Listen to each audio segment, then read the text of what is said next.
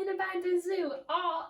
What the fuck? Hello everyone and welcome back to our series Best Motion Picture 2011. I'm Maddie. And I'm Anna. And today we're going to talk about two tortured fathers. We bought a zoo. Yeah, I was like Matt Damon and George Clooney for The Descendants. Which one would you like to start with?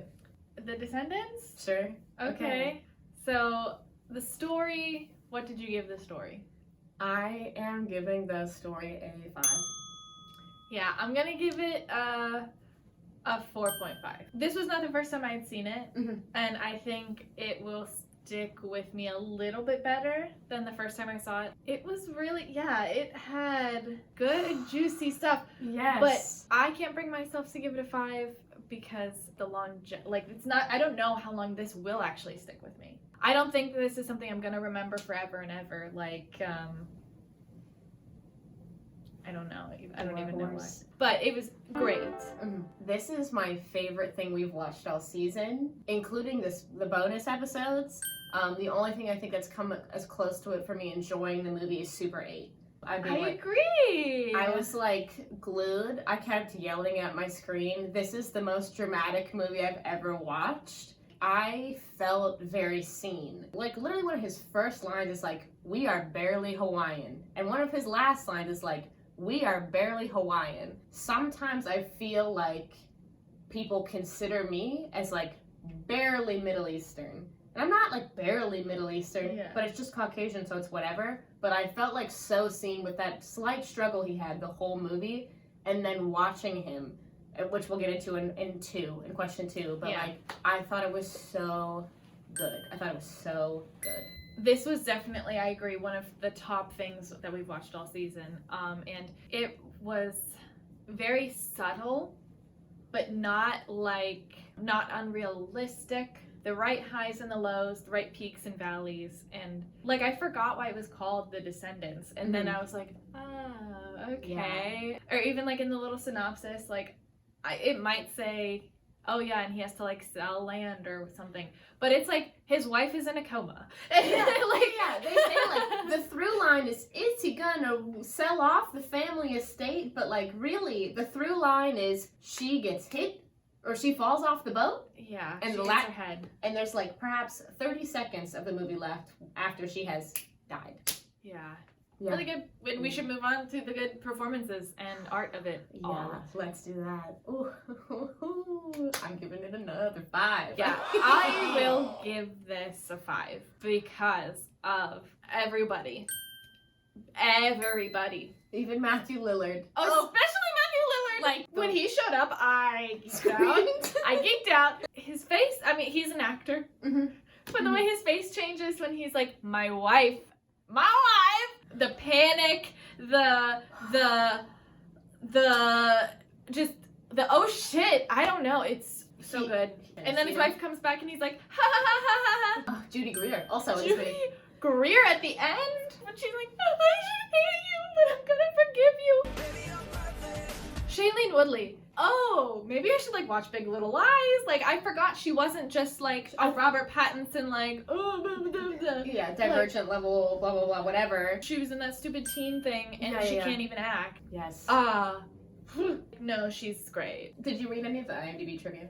George said one of the first things that they shot was the scene where she cries underwater. I don't know if they had barely bonded or anything, but he said to her, he's no matter what happens after this, you don't need to worry about finding work. And definitely right. And apparently they still hit each other up like father and daughter, which is really cute to me. That is cute. Because, they were so good together. When they're on the porch together talking to Matthew Lillard. Ha! Hoo! Ha! When they're scheming, walking along, I'm oh my god, this is awesome. I'm telling you, I felt seen by this movie. The little girl, I don't know her name. She was great. She was awesome at being a kind of bratty, but just going through it. Yes. Child. This might sound weird, maybe we should cut it, but I'm she looked how a little 10-year-old girl should look. They didn't cast some rail thin child and dressed in some weird way. Yeah, she looked like how I'm gonna say we looked like when we were in middle school. We teach kids. They looked like kids. She looked like a kid. She looked like a kid, which was great. But the only one that at first I was like, oh my god, was that Sid. I was like, what the fuck is this kid? And like, why is he doing this character? But by the end of it, I was like, okay, I'm here for it. Especially after they're like George and his heart to heart in the hotel room. All of the performances were so freaking good. The other thing that was like, and think about this, the soundtrack, like every single song is like an actual Hawaiian song, and the score and everything. I thought that was like really excellent at selling the mood of like, the third character is New York. Well, the fifth character was Hawaii. Yeah, this wasn't like an honest depiction of what it's like to live in Hawaii. I feel like this caught the vibe that the movie and probably the book was trying to get to, of like this crisis, this internal crisis, this like identity of self, you know? Yeah. There are a lot of layers to the conflict in this film. It was delicious. The 2011-ness? This was nominated for a ton of things because of its art. Best editing, it didn't win anything, or except for Best Adapted Screenplay. I was like, yes it did. Yeah. It didn't win editing. George unfortunately did not win. It did not win Best Picture. And I've forgotten the fifth one. Shit. I think that the screenplay was well deserved, I'll just say. Immaculate. I was definitely aware of this movie. I think I saw it like the next year or two though, like maybe senior year, maybe freshman year of college, because I know that I like rented it because it had award hype and I was a baby theater film geek person, so I know that I saw it, but definitely I didn't see it in theaters, but I was aware of it. And yeah, like Shailene Woodley probably was on Secret Life at the time. This was my first time watching this movie, but I definitely knew about it, especially like me and my friends would always like sit down and watch the Academy Awards together. When Jim Rash went on stage to accept that award, I think every person screamed, "Is that the Dean?" Instantly then I remembered forever The Descendants, because like Jim Rash isn't just an actor, he's an artist. I don't think we said numbers. I'll give it a 4. The box office was on crazy mode for this. Okay. The budget was $20 million. I don't remember what the domestic ended up being. The worldwide gross at the end was $177 million. Okay. But I think that's all I have for 2011. Definitely aware of it. Yes, definitely aware of it. And so were other people. Yeah. Now today, 2022, it's by the wayside. Like, this is not, no one's talking about this movie. Yeah. No one's probably watching this movie. It's a little bit of a shame. I don't know. A 2? A 1? I'm thinking about giving it a 1. It was hard to find information about this, particularly because of Disney's The Descendants. Oh, right. And I found, I think, 2 articles in the end. Hey, this little movie from a while ago, more people should pay attention to. And another one that was like 10 things that The Descendants got wrong about Hawaii. And I'm not going to link to that article because I don't know if I'm going to keep this in, but But yeah, I think a 1 because it was very hard to find anything, and nobody's talking about this. Nobody's talking about it. Yeah, I think 1 is what it is. The marginalized persons. Yeah, I have some stuff to say on this because, like, let's push the Hawaii conversation aside for just a second. We'll put it on pause. There was no black people in the movie.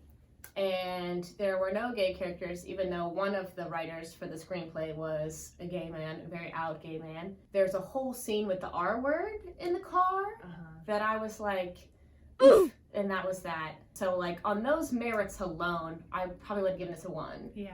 I almost want to give it a 2 because of the Hawaiian thing. Like I said, I felt very seen by this. It's supposed to be George Clooney's great-great-grandmother or great-great-great-grandmother, so he's like 1/16 or less Hawaiian. So I'm like, you know what? Yeah, they cast a completely white actor that has no Pacific Islander background. I'm like, fine. Especially because George did so good in it. And they did have other people who are actually Hawaiian. The little girl's mom and the other little girl. Okay. That they were there. What's his name? Not Rob Corddry. What's that comedian's name? Yeah, I don't know why they were white, and I don't know why his wife was white. I don't know. Well, I didn't read the book. The only person who says like that they're supposed to be Native Hawaiian like is George and his family. So the wife being white, I'm like whatever. I mean the friends being white. I don't know what they're supposed to be in the book. The author of the book is a Hawaiian person. Yeah. I mean, I'm giving it 1. I think I just said that, but like, who made this? 20th Century Fox? They're gonna cast George Clooney to bring in money. To me, I'm like, that was the only him and maybe Shailene, because they were trying to maybe get younger people who knew who Shailene Woodley was. Mm-hmm. Everybody else, like, this was just George. I don't want to say that I'm okay with it, because I'm like, this could have been not that this could have been anybody else. I don't know. But he's not supposed to be. He's supposed to like really be a white man. I think for the first time, I think the white man was the right way to go.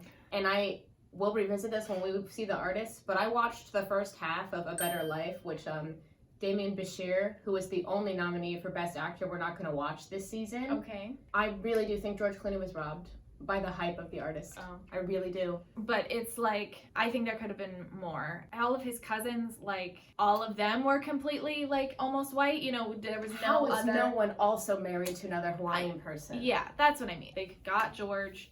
He looked tan. And they live in Hawaii, but he was looking tan. I know what you mean. I'm not Hawaiian. I guess he says in the one part, he's like, we can't even speak pidgin, let alone Hawaiian, but I've seen on TikTok or Twitter or whatever, like, it's Hawaii. Oh. He say Hawaii. They don't really say any other Hawaiian words to my knowledge. There's like literally 3 times in the movie. They say Howley, which means like white foreigner, or I don't even know if I'm saying that right. You did not. And they call the grandma Tutu. I mean, they say mahalo, but like... Yeah, but like, it was so barely noticeable. If I did not read about it, I wouldn't have even noticed. Who's the director? Alexander something? Yeah. He's not Hawaiian? Nope. This was supposed to be about natives. There could have been more actual input from natives. That's what I'm saying. Was it 3 white guys then made it the screenplay?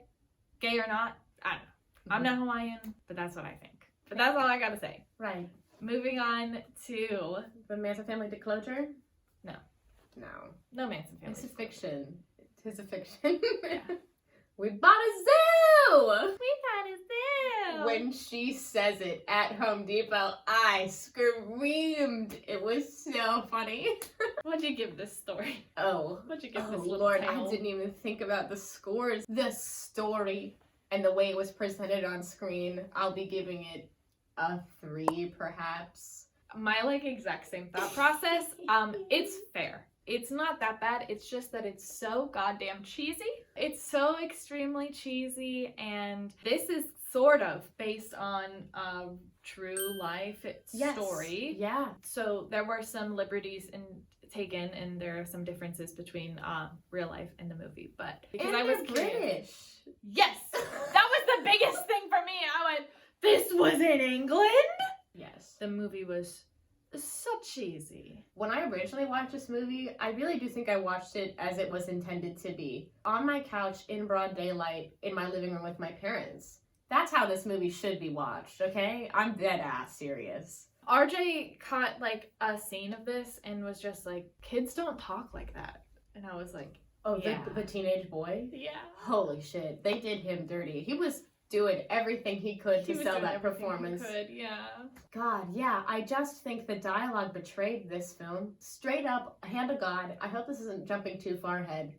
But with a different script, I think that Matt Damon could have been nominated instead of Brad Pitt for Moneyball. I really do. I see where you're coming from. I don't know, though. Just that would have had to have been a very different script. Corny and just like... This was a movie that they were like, we're gonna make all the money on rentals. What I will say, I hope this transitions well. I'm like, no, never mind. I don't like how Scarlett did in this, because I don't like what they gave her. You know who else? Wait, are you ready to move on to art? Yeah. Guess who else they considered for this role? Amy Adams and Mary Elizabeth Winstead. And like, holy shit, would have been such a different movie with Mary Elizabeth Winstead. So I was like, give me the Mary Elizabeth cut. Fuck, that would have been so good. Scarlett Johansson is fine, and I know she can do very well, and I think she was doing borderline nothing in this movie because she had borderline nothing to work with, and I think Mary Elizabeth, I just think she would have added so much edge to it. Yeah. Whereas the director, Chris Crowe, he like scouted Matt Damon. He went to the set of True Grit, and yes. it was like, I need you to be in this.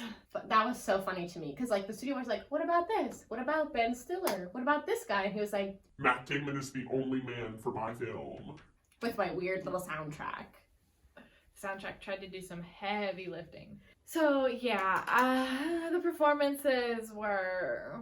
Matt Damon, I think, did really great. I think everyone else... His brother was fine, like the Sandman guy. But Elle Fanning, giving the most flat character of all time, was anything but, okay? She was so bubbly. She like, oh my god, this in Super 8?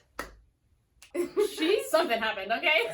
She's good. I kind of like the little, preteen love story, but I was like, at the same time. That was the only love story that should have been in the movie. Oh, correct. Yeah, ScarJo and Matt, no. When they kissed, I made a sound effect. I said ew, and what came out of my throat was one of those tube-like noisemakers. You know, I went like dead ass. The soundtrack of this movie, thank God I went on my little best original song rant last time. And there are other movies that had original songs written for them. So I'm like, what the fuck? I hate the Academy. On the Wikipedia page, the song Gathering Stories was in contention to be nominated for Best Original Song. And then I read a little article of how, like, at this point in time, the Academy, whatever people were who were eligible to vote were given, they had 39 things that were eligible, including an Elton John song and a Pink song. And they just showed that clip of the movie where the song plays at the same time. So I guess the only ones that happened were the musicals. Jesus Christ. Whereas, like, I did this last time.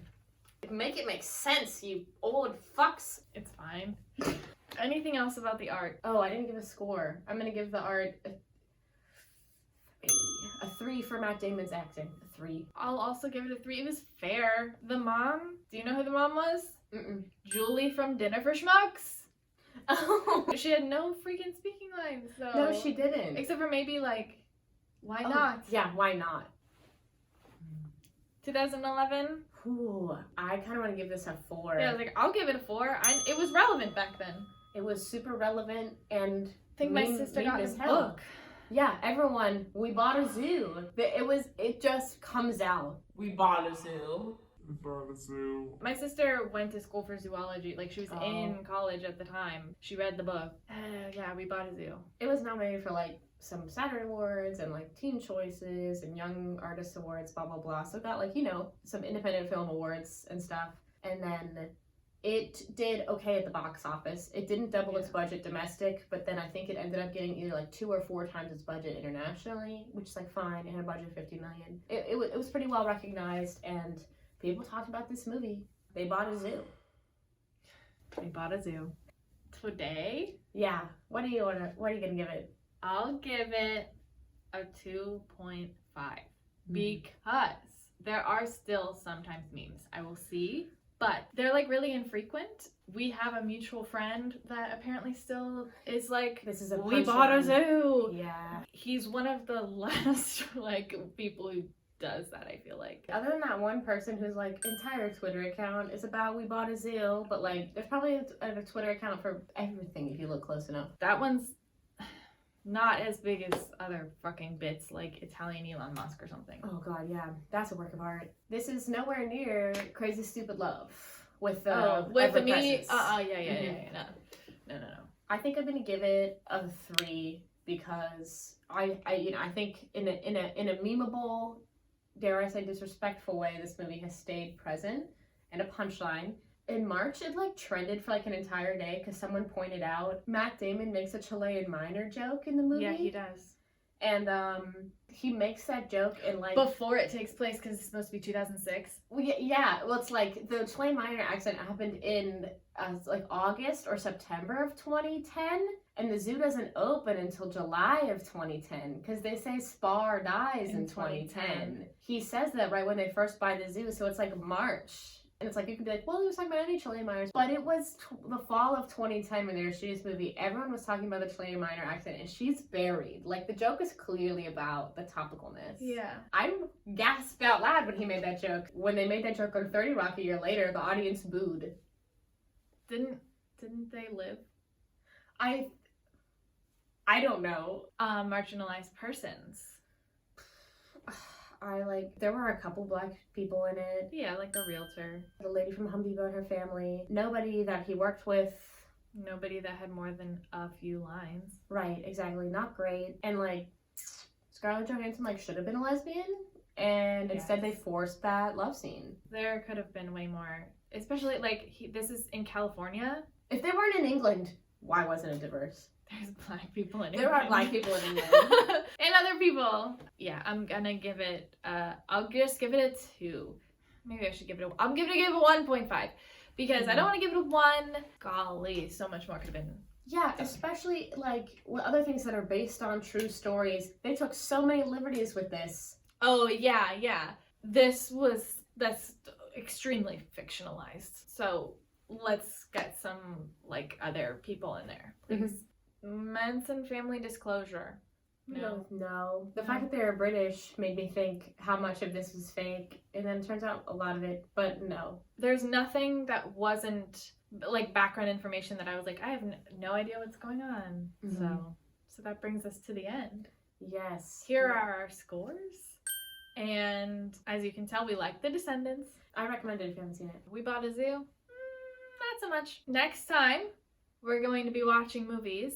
I think, and don't quote me on this, but I think it's Tree of Life versus Melancholia. I think you might be right. If you enjoyed this, hit that like button. Click the subscribe button. What's that? I can't hear your comment. What did you say? You've seen The Descendants too? And you liked it? Wow, thanks. Just, you know what you're supposed to be doing. Yeah. Thank you so much for watching and supporting and everything else. Bye-bye. Bye.